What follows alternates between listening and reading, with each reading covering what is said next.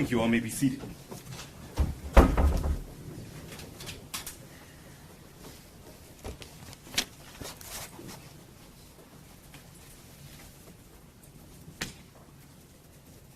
Your Honor, calling People versus Ethan Crumley, case number 2022-279-506 FC. Thank you. Appearance for the record. Karen McDonald on behalf of the people. Thank you. Mark Keast on behalf of the people. David Williams on behalf of the people.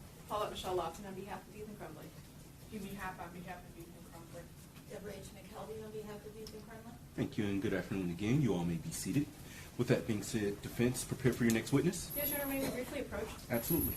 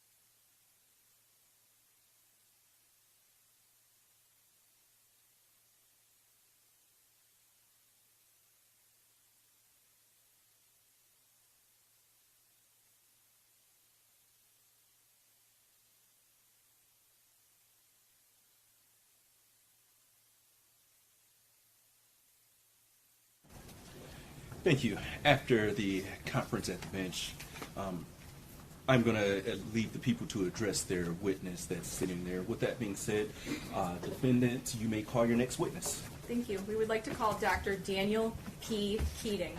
Thank you.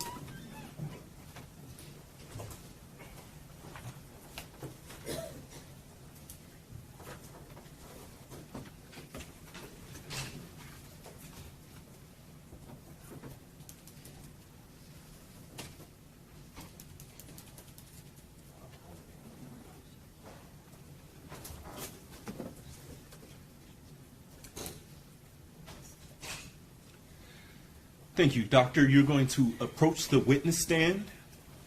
You're then going to stand in the witness box. Face my clerk to be sworn, please.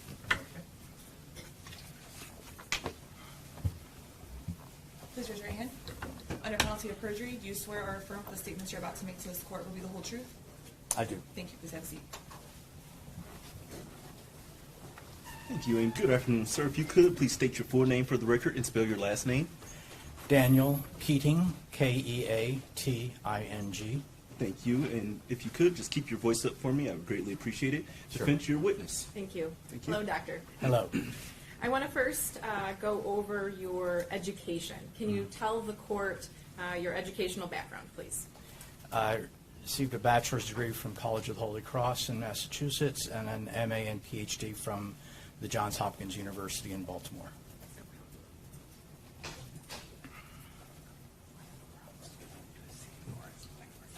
Okay, I'm just going to briefly go through it. And did you have any specific concentration in any of those programs? Developmental psychology is a primary one, subsequently broader developmental science. Your Honor, I will direct your attention to Exhibits K for Dr. Keating's CV and L for his report. Thank you. So obviously, in looking at your CV, you have had a number of important professional positions. I don't want to go over all of them, but can you briefly describe your past professional positions and then go into what you are currently doing? Yes, I've been on the faculty at a number of universities, including the University of Minnesota, University of Maryland, University of Toronto, and currently at the University of Michigan, where I'm a professor of psychology, psychiatry, and pediatrics, and a research professor in the Institute for Social Research. Is research a large part of your job? Yes. And can you describe to the court what type of research you have been involved in? Developmental science broadly. Within that, most recently, specifically, or actually career-long, on adolescent development, and more recently in adolescent brain development and adolescent neurodevelopment. I also have been involved in research looking at early childhood development and effects of early life adversity on the life course. Have you been published a number of times? Yes. Books and in peer-reviewed journals? Yes. A number of books, 9, and peer-reviewed journals, I don't remember the exact number now, 70-ish. Have you received any honors? My most recent book, called Born Anxious, was awarded the Best Book in Developmental Psychology in 2019. I should also mention that I was a fellow of the Canadian Institute for Advanced Research for a number of years. Your Honor, at this time I'm asking that Dr. Daniel Keating be qualified as an expert in adolescent brain development. No objection, Your Honor. Thank you. This witness will be reflected as an expert in adolescent brain development. You may continue. Thank you. Are you familiar with the U.S. Supreme Court case of Miller versus Alabama in regard to juvenile life without parole sentences? I am.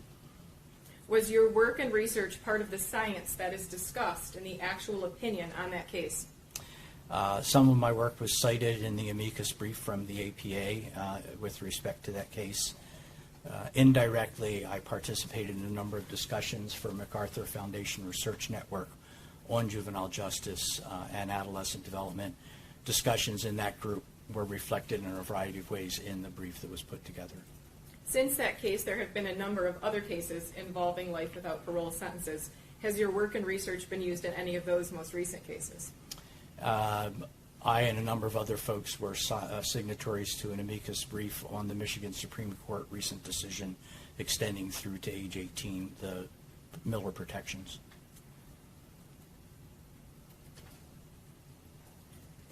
Moving on to the report that is in Exhibit L.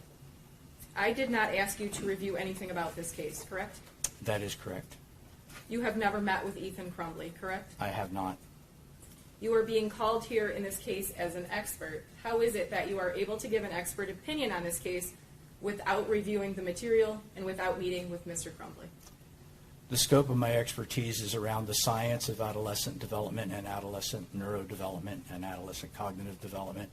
And so my ability to describe what the science that underlies Miller and similar cases is what I am able to testify about as an expert. So your testimony and report is based solely on brain science and your research, correct? Correct. And others' research, yes. Of course. Let's talk about your report. It's broken down into 8 sections, correct? Mm-hmm. When you talk about adolescents, what age range are we talking about? The most recent designation that I go with is from the National Institute of Health, which for purposes of research identifies it as a period between approximately 11 years old and 24 years old. Are you able to summarize the work that you have done in regards to examining the development of an adolescent brain? Well, the field has identified a number of different specific hallmarks of adolescent brain development, which I can list. The first is the development of what's known as the bottom brain colloquially, or the limbic system, that encompasses an amygdala primarily and the ventral striatum in the brain.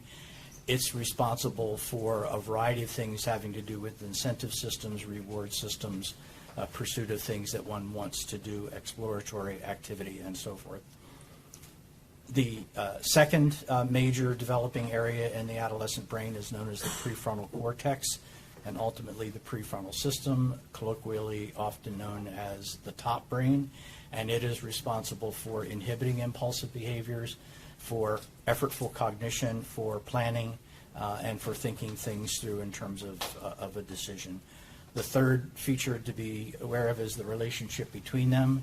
The limbic system or bottom brain shows a period of very high activation, hyperactivation, beginning in middle adolescence and carrying on until the early 20s. So the incentive and reward-seeking system is at a height during that period of time. The prefrontal cortex and prefrontal system develops more slowly and more gradually. The difference between them is known as a developmental maturity mismatch, so that's the third hallmark, is that you have a hyperactivated limbic or bottom brain and a still gradually developing prefrontal cortex, which is which has to do with, as I say, the ability to inhibit impulsive behaviors and thinking things through in a more planful, logical, and cognitively effortful way. And then the fourth hallmark is that it's a period of extremely high neuroplasticity. What that means is that the brain is rewiring itself, particularly during the adolescent years, more so than at any time since the fetal period and the first year of life. So the bottom brain, the top brain, the relationship between them, and the extreme neuroplasticity are the four hallmarks of adolescent brain development. In Michigan and under Miller, they use the age of 18, correct? Yes. Well, I believe Michigan is now 19. 19. Is that age cutoff consistent with the scientific studies showing when an adolescent brain matures into an adult brain? No, that is not consistent with the science. Ethan was 15 years old at the time of this offense. That falls into your studies as being an adolescent brain, correct? Yes. I want to discuss the first section of your paper, which is titled Immaturity of the Prefrontal Cortex and Executive Functions. I know we touched on this just a moment ago, but can you explain to the court what is the prefrontal cortex and what is it responsible for? So the prefrontal cortex is the most advanced of our brain areas compared to other species and earlier versions of our species. And that is responsible for what are known as executive functions, which have to do with the ability to think through things in a systematic way, to focus attention and to shift attention appropriately. So in carrying out those executive functions, it includes things like planning. In addition to that, it's a primary way that individuals learn to inhibit impulsive or impetuous behaviors. And does an adolescent brain have any limit on its prefrontal cortex compared to an adult? Well, it's developing gradually throughout the adolescent years until it reaches maturity, as I say, in the mid-20s. That gradual development means that it does function in the ways that I've just described, but in a less mature, less efficient way with fewer resources available, cognitive resources available to carry out those more thoughtful approaches to things. Okay. Can you explain what hot and cold cognition is? So the distinction is made between hot and cold cognition on the basis of how much, in a sense, is riding on what are the stakes in coming to some kind of a decision or an action or behavior. And basically, the cold cognition is when there's not very much at stake, when it's you've asked to come into a lab and do a logic test or whatever, a low-stakes academic test where there's not much riding on it. Under those circumstances, what we see is that by around age 16, that adolescents are not very different from adults in their ability to do things like solve logic problems and so forth, when it's a cold cognition scenario. Hot cognition is essentially when the bottom brain or the limbic system gets involved, when there is emotional arousal, when there's a variety of things that are driving the system that have to do with the hyperactivation of the incentive and reward system along with the emotional arousal system. So that is a hot cognition scenario. And in that scenario, you have a tension between the bottom and top brain, and it's much more difficult then for the prefrontal cortex to organize and control behavior. In your report, you state that having embarked on a plan to undertake a risky behavior, the execution of that plan may use up the available prefrontal cortex resources, further compromising the adolescent's ability to adjust behavior when circumstances warrant. Can you explain that? Sure. So the prefrontal cortex, one of its characteristics is that it is a very limited resource. We can only focus our attention on one or at most a couple things at a time in any kind of inefficient way. Given that adolescents in general are already compromised with respect to their prefrontal cortical development, this then makes it further difficult. It is using resources that would be, so when embarked on a problematic, impetuous, impulsive, otherwise ill-suited plan, a lot of that prefrontal resource is being used to carry out the plan, therefore further limiting the already limited availability of prefrontal resources. You also state that until the maturation has occurred, the ability of the rational, analytic, judgment, and governance functions of that prefrontal cortex to override those decisions is limited. Is that correct? Yes, because of that developmental maturity mismatch between top and bottom brain.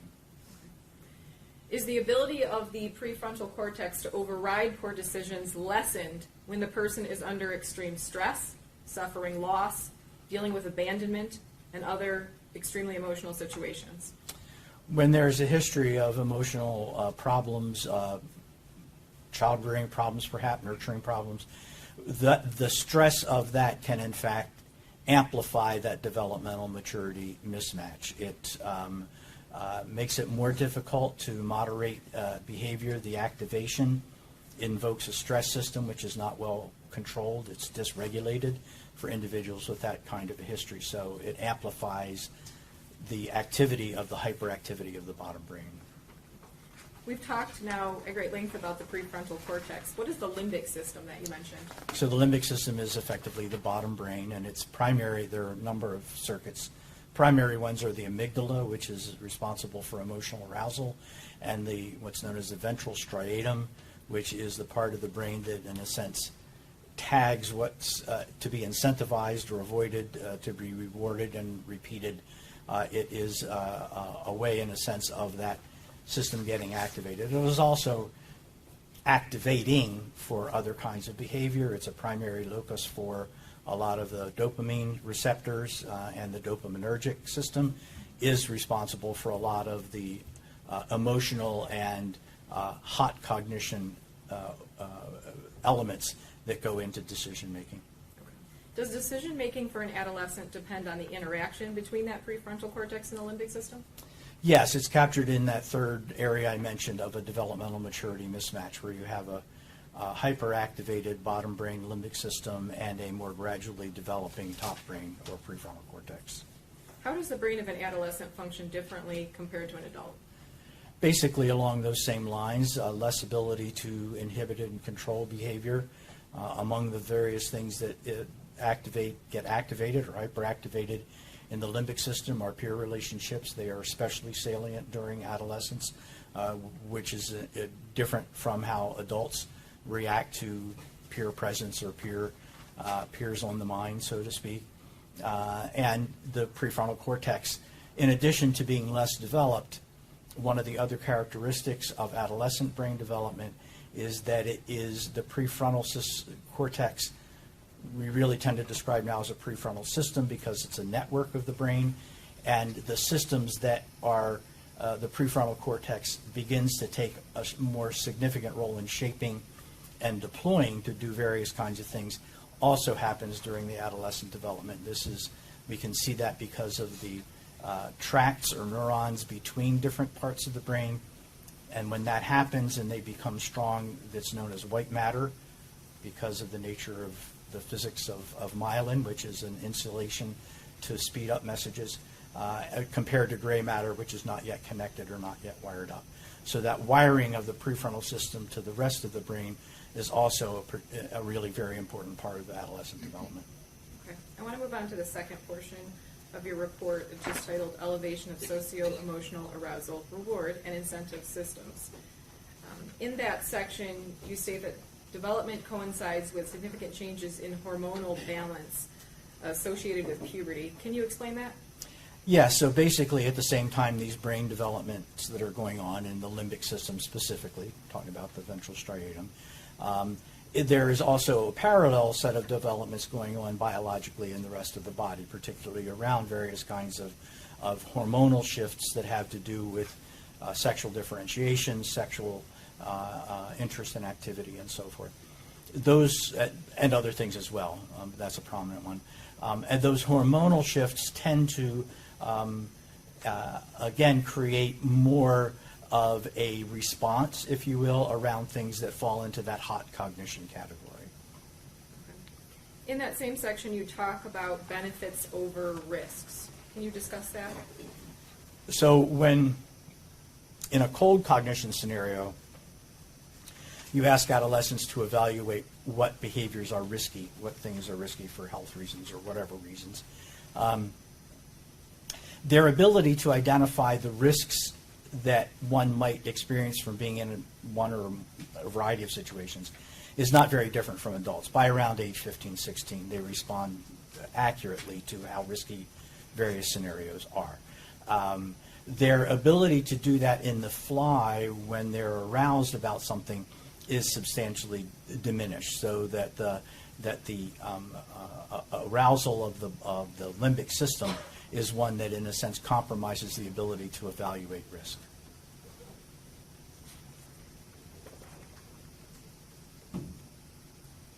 Is it true, as you stated in your report, that adolescents value the potential benefits of the behavior more highly than adults would? So it really is the ratio between benefits and risks. So if you're asking individuals to rate, what is the reason, what is the benefit from this versus what's the risk that would result from this, the weighting that adolescents give to the benefits compared to the minuses that they would give to the risks tend to be substantially weighted more towards benefits rather than looking at the risks in adolescents compared to adults. Let's move on to the third section of your report, which is titled Developmental Maturity Mismatch in Dual Process Models. Now, when an adolescent has thoughts about committing a murder, and they even research it online, they obviously know that it's wrong. Can you explain how it is that the adolescent would then still commit that crime? One would need to know the specifics of the situation, which I don't, but in those circumstances, one would want to understand what's the context by which, the context of the thought processes and decision-making processes that led to it and that go into that. Does the fact that I can tell you that there was planning or premeditation, does it change your findings that an adolescent brain functions differently than an adult brain? No, not at all. There's certainly lots of different kinds of planning. As I mentioned before, planning to do something can in fact absorb a variety of different kinds of prefrontal resources that might otherwise be deployed in thinking about, is this a good plan or is this not a good plan overall? So the fact of planning obviously means that it's not an impulsive split-second kind of decision to do something, but it doesn't necessarily mean that it's not an impetuous plan that has been carried out. Is there anything that occurs in the brain as it matures to allow for better decision-making? Well, both of the things. The hyperactivation of the bottom brain tends to cool down and reach an asymptote or a flat line that goes out through much of adulthood. And at the same time, the prefrontal cortex is continuing to grow physically, that we can see in the structure, but also to extend its reach across a much wider part of the brain. And so both of those, the sort of the coming down from hyperactivation of the bottom brain and the continued development and growth and functioning of the prefrontal system are the two things that affect that.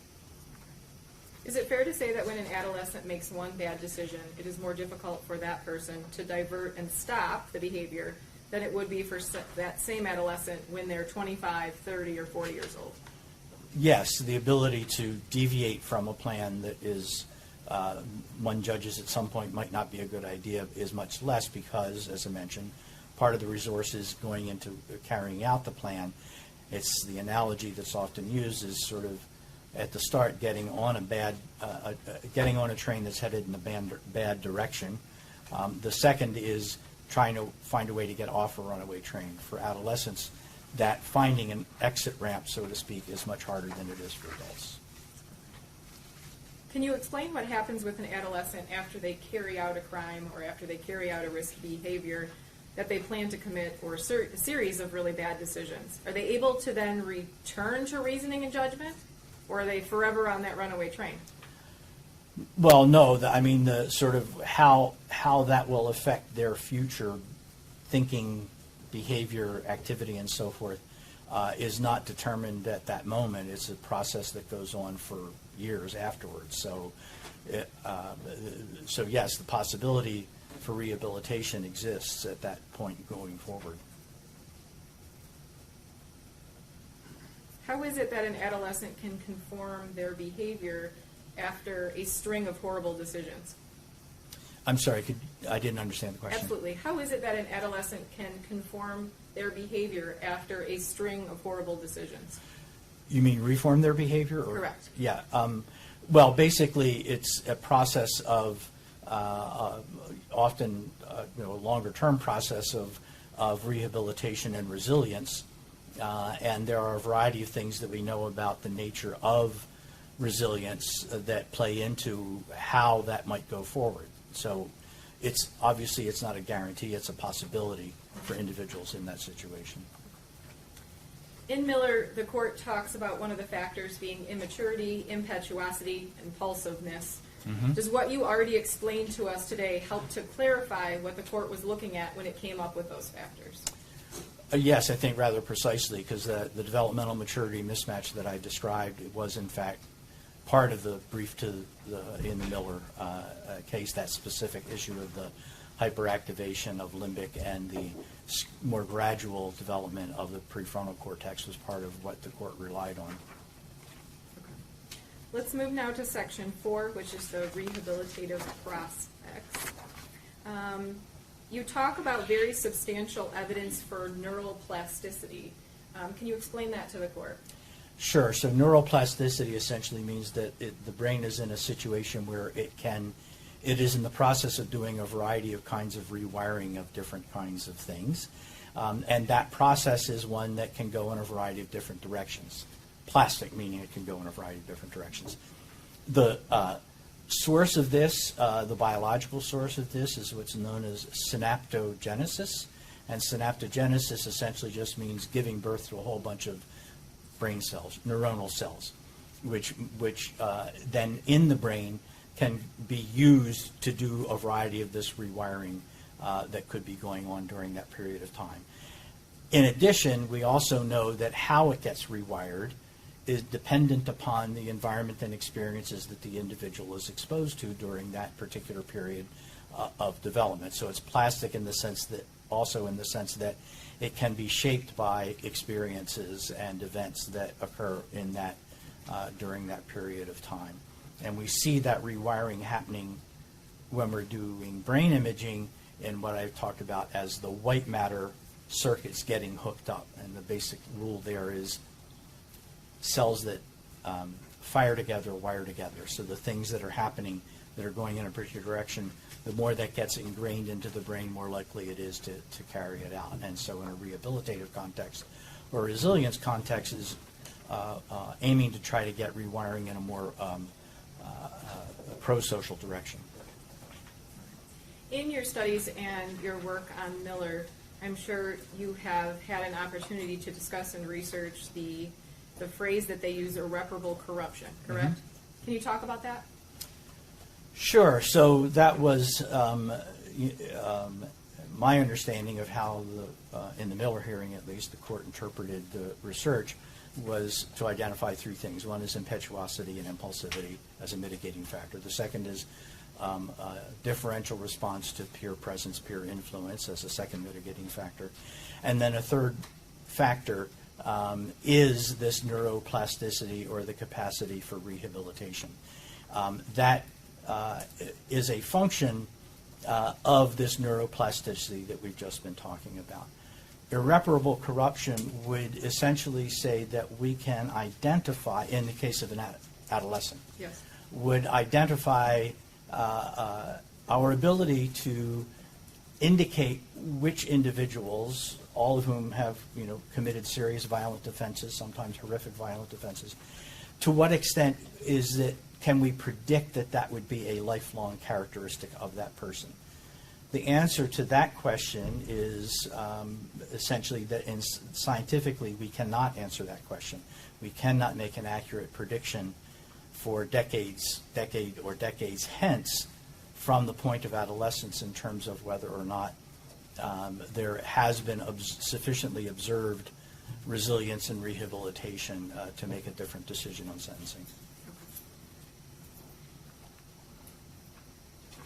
Now let's move on to the sixth section, impact of developmental adversity, toxic stress, trauma on adolescent functioning. Many juveniles who have received or are the subject of receiving life without parole have experienced a history of trauma or significant adversity earlier in development. Is that correct? Yes, it's common. Can you describe what trauma is?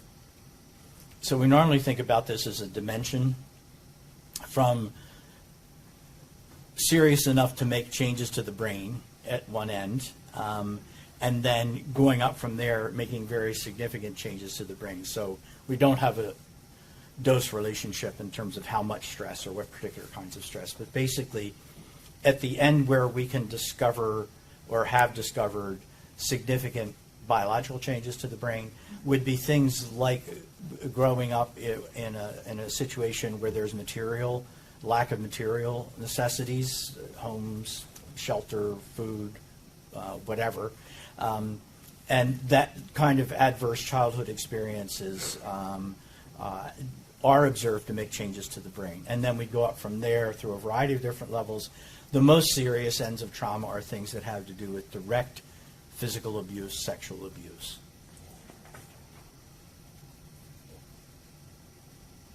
How does that adversity or trauma on an adolescent, how does that then, you're saying it actually changes the development of the brain, correct? Correct. Now let's talk about the substantial evidence for the prospects of overcoming those obstacles through the process that you described as resilience. Right. Can you describe how that works?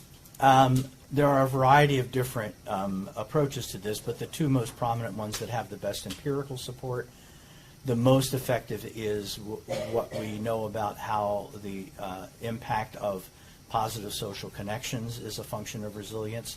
Those positive social connections can occur with a variety of individuals. It could be with extended family members. It could be with other adults, in school, coaches, teachers, that sort of thing.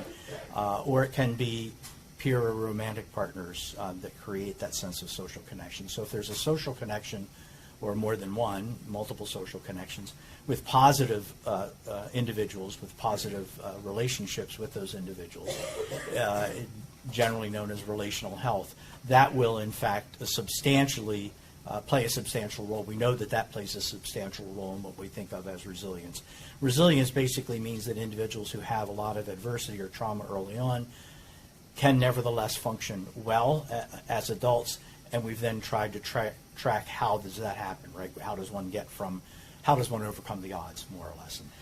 And so social connections are a primary one. Another one with empirical support is, in a sense, getting or having a sense of purpose, a sense of meaning, a sense of goals, wanting to do something positive. Some people think of it as mindfulness. Some people think of it as in a variety of other ways. But basically it is having some kind of an anchor of a goal or purpose in life. I want to follow up a little bit on the social connections. Could the social connections be with a doctor or a counselor? Could be with anyone, really. And when we talk about developing the meaning and the purpose to help with rehabilitation, that could be a job, furthering education, things like that, correct? Yes. What happens when an adolescent is in a constant state of fight or flight due to chronic stress? A variety of things. With respect to brain development, one of the things is that it tends to amplify that developmental maturity mismatch. So when we think about the arousal and the incentive and reward structure that is part of the limbic system, that when things are getting into the hot cognition scenario, basically what that's doing is then activating a stress response system. And so what we know from the history of research on the history of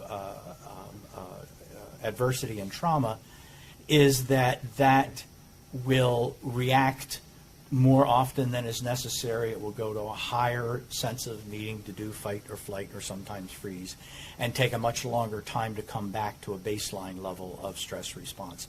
So the connection between a limbic system and a stress response system, if that system is dysregulated, if the stress system is dysregulated, it further amplifies that activity of the limbic system. When you're discussing the extreme stress in your report, you say that there are lifelong consequences. Effects begin to show up as early as adolescence, however, especially in physical symptomology, in sleep disruptions and other things. Can you talk about that? Yes, so when there's been exposure to toxic stress earlier in development, in early childhood or even in the womb, for example, it can change how the stress response system would function. When the stress system is dysregulated, among the consequences that are the most meaningful is that there's an overproduction of cortisol, which is the fight or flight hormone that we just talked about. So that over-responsiveness of that means that there's an awful lot more of this cortisol circulating through the system at a given time. Behaviorally, it tends to make individuals aggressive and reactive in a variety of ways to others, and in generally, behaviorally, not to be predictable in one's behavior that can lead to social isolation or rejection and so forth. So there's a behavioral consequence certainly as early as adolescence. What we also see is that if it's not changed in any way, if that carries through to adulthood, it can continue to show up behaviorally in terms of anger and aggression and so forth. But it also has lifelong health consequences. And so we know that there is a huge burden called allostatic load that individuals who have a dysregulated stress system carry. And it can show up because cortisol is toxic to most organs in the body. If it's an excess level, it can show up in essentially a whole wide range of diseases, cardiovascular diseases, metabolic diseases, a whole wide range of them that can show up in a variety of different ways. So it has behavioral consequences, psychological consequences, because it's typically an unpleasant state to be in all the time, as well as then substantial health consequences, including excess morbidity and reduced longevity. Now, I know you've mentioned the developmental maturity mismatch. Can you describe that and explain what that is? And I'm sorry. Can you describe that and explain what that is, the developmental maturity mismatch? Yes, it's the hyperactivation of the limbic system and the slower and more gradually developing prefrontal system. And you described it as all acceleration, no brakes. Can you explain that? That's basically that the accelerator, by metaphor, is the bottom brain, driving one to do a whole bunch of things. The brakes is the prefrontal system, which says, wait a second, is that a good idea? Maybe we shouldn't do that. So the last section that we'll talk about is your section on resilience. And I know we touched on this. If an adolescent commits a violent crime, does that automatically mean that they are more likely to continue criminal behavior as they mature? So when we look at that, we make first a division between what we think of as adolescent limited offending and life course persistent offending. If we're talking about a population of individuals who are already been adjudicated as having committed an offense, particularly committed a violent offense. So we have, if we compare that group of individuals to individuals who have never had any kind of offending at all, obviously there's a higher risk factor for that group.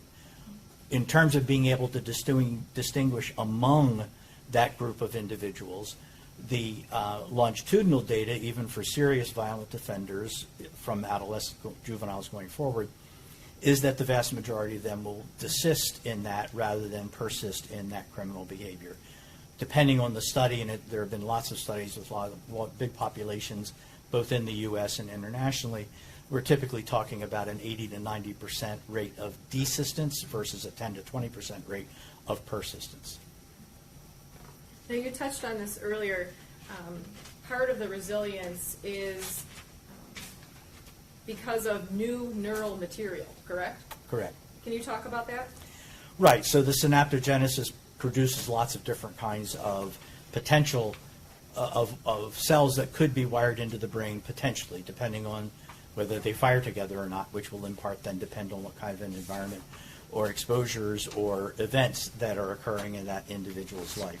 So that plasticity of having those brain cells available means that it can be rewired with much greater potential for good rewiring in a rehabilitative framework than it will be actually in adulthood, right? So that it is in fact very plastic. It also can be shaped in ways that promote things like negative behaviors or stress response and so forth. So it's a plastic period where the events that are occurring shape it. The resilience or rehabilitative framework is that those can in fact change in a direction that is supportive of more appropriate behavior. And again, you don't know the specific facts of this case other than what you've probably heard on the news, correct? Correct. Your focus here today and what you're an expert on is brain science, correct? Yes. Now, going back very briefly to the Miller case, the court found that a sentence of life without parole was appropriate for the extremely rare youth who are irreparably corrupt. In your expert opinion, are you able to determine if a 15-year-old with an adolescent brain is irreparably corrupt?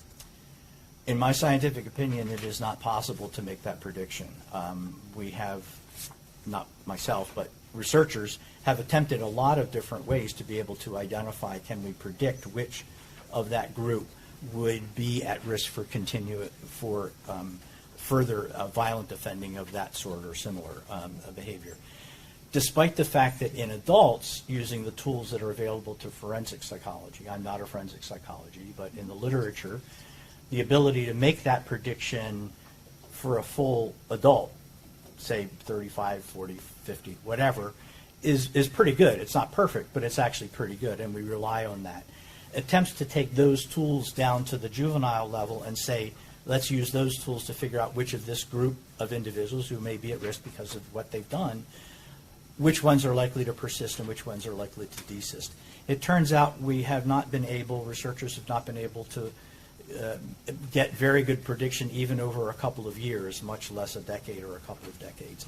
So until someone can present evidence that says, yes, we can predict this with some level of accuracy that we find acceptable, we don't have a scientific basis for determining anything like irreparable corruption. I have no further questions, Doctor. I believe Brother Counsel has some questions for you. Thank you. Cross-examination. Yeah, thank you, Your Honor. Good afternoon, Dr. Keating. Good afternoon.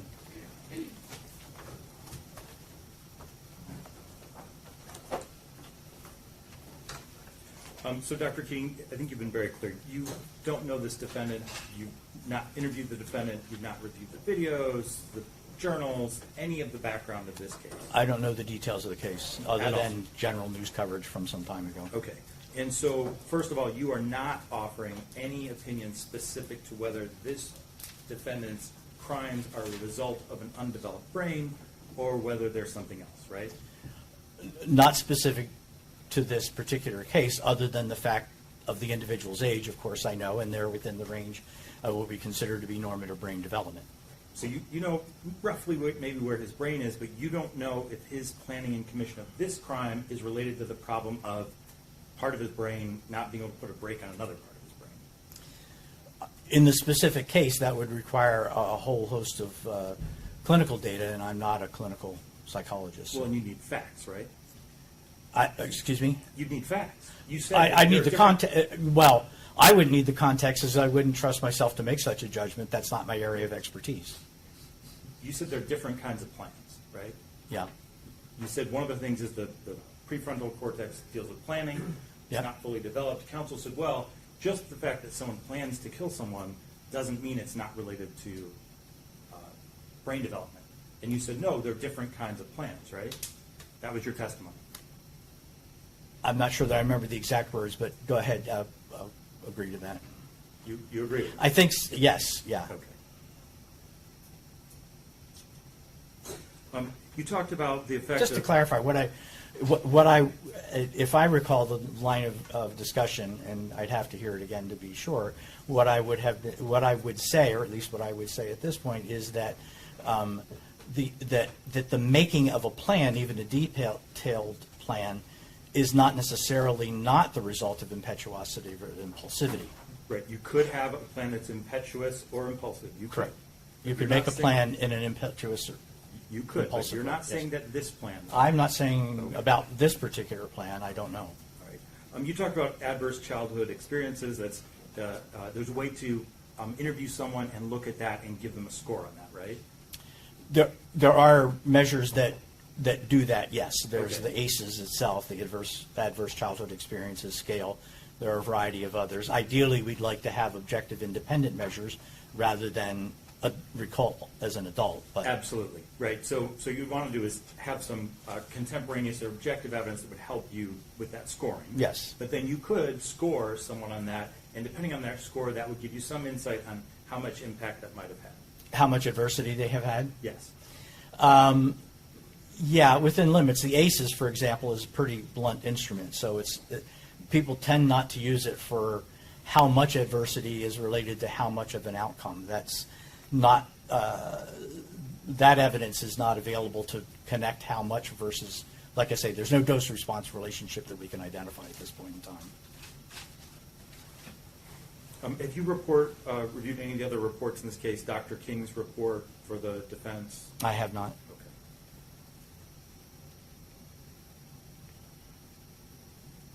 Okay. You talk about hot cognition circumstances, right? Yes. And you've ever heard the phrase cold-blooded killing, something done in cold blood. You talk about cold cognition. Mm-hmm. Can you briefly explain to the judge the difference between the two? Between cold cognition and cold-blooded No, murder. between hot cognition and cold cognition. Oh, basically, at the simplest level, it's that hot cognition is when the bottom brain is activated at a substantial level. A cold cognition is when it is not. Okay. Does the train example work in that realm, where you talk about hot cognition, the train is going down the tracks, and because of that hot cognition, the juvenile is less likely to stop the train Right. or get off the train. Or get off the train. Yeah. If it's not a runaway train, in fact, the train's going down the tracks and then it stops, and there's a decision-making point, and someone goes to bed or goes to school or writes in their journal or talks to their friend, now you have a chance to reevaluate, right? Is We're that back a to- yes? Yes. Thank you. So we're back to cold cognition. Is that right? No, I wouldn't necessarily say it takes you back to cold cognition, because as you reconsider or reimagine that plan, it can reactivate the impulsivity or impetuosity that led to that. Presumably there were reasons that may have been limbic-based for wanting to carry out such a plan. The fact that there's a time interval doesn't necessarily mean the next time you come back to think about it that it is then in a cold state. It may very well just reactivate the limbic system. If there is an incentive or reward or desire for whatever reason to do it, it doesn't necessarily go away just because of the intervention of time.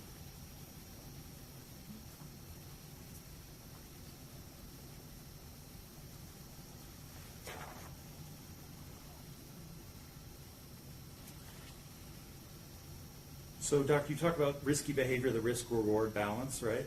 Yes? And you talk about age, risk, behavior profiles, the prevalence of not just crimes, but also accidental injuries, and you use the example of serious driving mishaps. True? Yes. And so a young driver may want the thrill of driving fast or aggressively, or want to get someplace quickly and crash and kill themselves or someone else. Yes. Okay. You would agree that's very different from a driver who's not even in the car yet and says, I'm going to kill somebody, I'm going to get in the car, I'm going to find him, I'm going to run him down and kill him. Yes. Those are different situations. And the first one fits exactly in the scenario you're talking about with hot cognition and juvenile brain. They're much more likely to wind up in that circumstance than an adult. Yes. And the second one has nothing to do with the juvenile brain. No, I would not agree with that. Okay.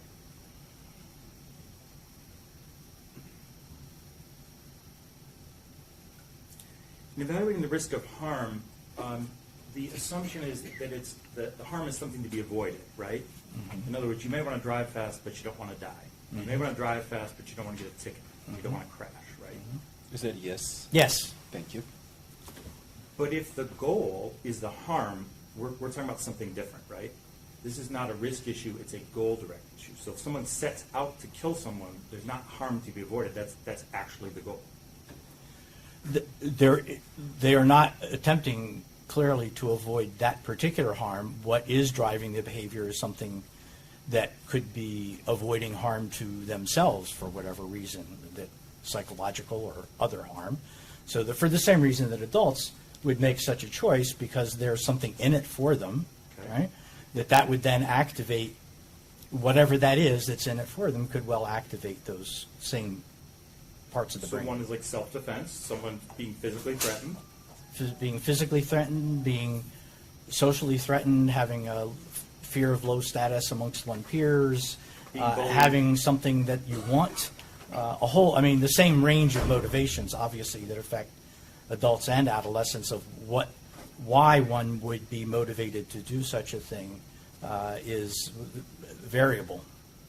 So I want to just step outside the realm of crime or murder for a minute and see if we can agree on some behavior that's not a result of a less than fully developed brain. You aware of what an Eagle Scout is? Yeah. Okay, and you know what Eagle Scout is a young person, you have to complete it before you're age 18. You put in like a couple of 100 hours of work. You have to do a proposal, come up with a plan, gather the materials, and execute the plan, right? Yes. And so if a person does that by the age of 18, we don't say they were only able to do that because they were a juvenile, right? No, I'm not sure I follow the question, but no, we don't say that because they're.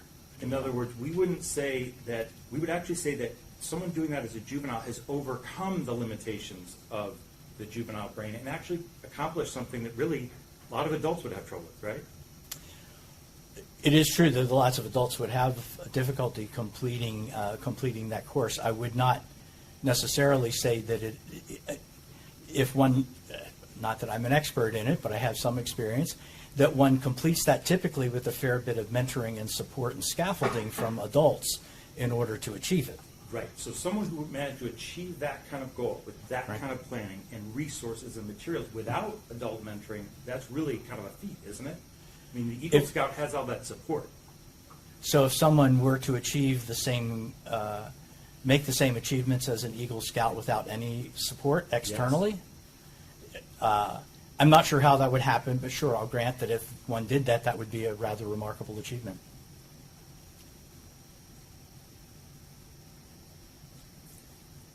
You talk about impulse control and inhibiting impulsive behavior.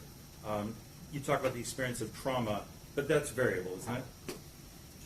So The sometimes experience you of see- trauma? Yeah, no, the impact of that. So you might see individuals have good impulse control at a younger age, adults who have poor impulse control. It's not perfectly correlated with age, that's correct. The effect of trauma is to compromise both sides of that developmental maturity mismatch. But it's a range, and you'll still see people with trauma who have good impulse control and people without it who have bad impulse control. Sure.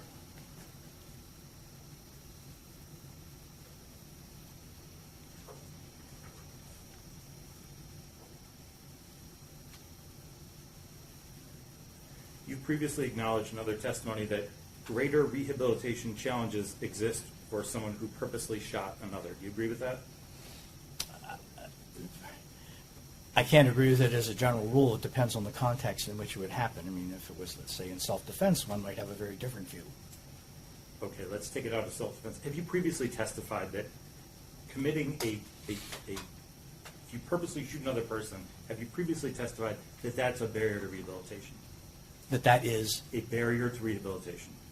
no, I don't believe I've testified to that. What I've said is that individuals who are in this, individuals who have done that as juveniles, that they will vary in their capacity for rehabilitation, but the capacity for rehabilitation is not predictable from events at that time or the nature of the events. So, Doctor, you have not attempted to put this defendant on a scale with other defendants you've testified about and say whether he's a good prospect for rehabilitation or a bad prospect. I haven't, and I have no knowledge of the other cases that you're referring to.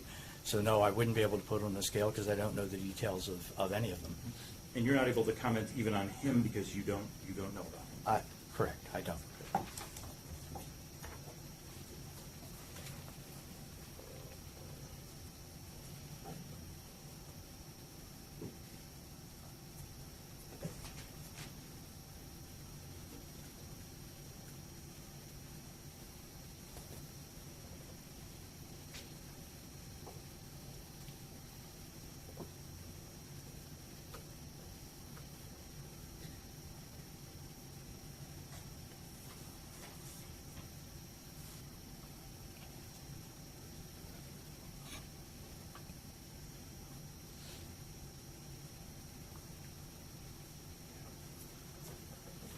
So, Doctor, on direct examination, you talked about, and I think you talked in your report about irreparable corruption, right? Yes, And no one can say that someone is irreparably corrupt.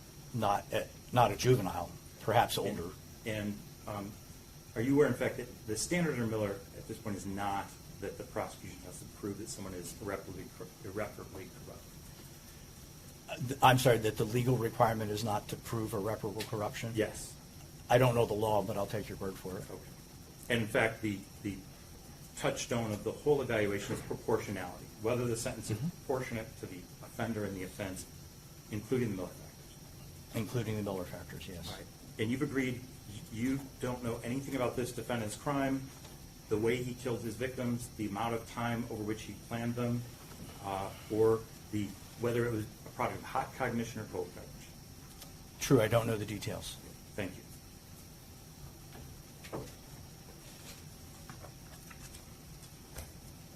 Redirect. And again, you've been qualified as an expert in adolescent brain development, correct? Yes. That is the scope of your report, and that is the scope of your testimony. Correct, And that's the scope of your expertise, correct? correct. I'm not a clinician. You've been asked some questions about the train ride. And there was a question that if someone is in hot cognition, but then they go to bed, then they talk to a friend, then they do some other things. You testified that that doesn't mean that the next time they have a bad thought or start having those same thoughts again, that they're starting from cold cognition, correct? Correct. It can reactivate the scenario that was playing in their mind and that would evoke all of those prior feelings. So the train ride can be a long one, correct? Sure. I have no further questions. Thank you. With that being said, any reason why this witness should not be excused? Thank you. With that being said, Doctor, you may step down. You may also leave the courthouse. Please don't discuss your testimony with anyone. Okay. Thank you.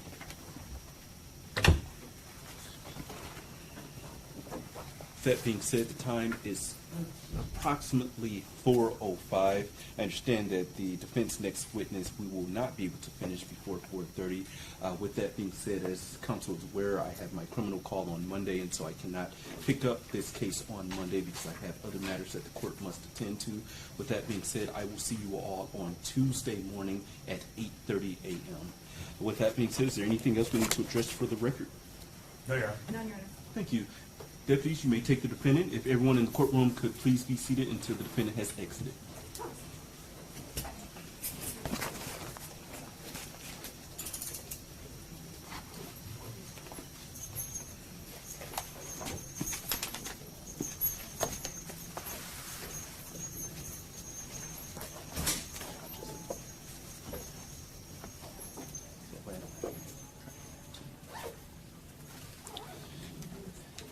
Thank you. With that being said, I'll see everyone on Tuesday at 8:30. Court stands in recess. Thank you, Judge. You're very welcome. Thank you.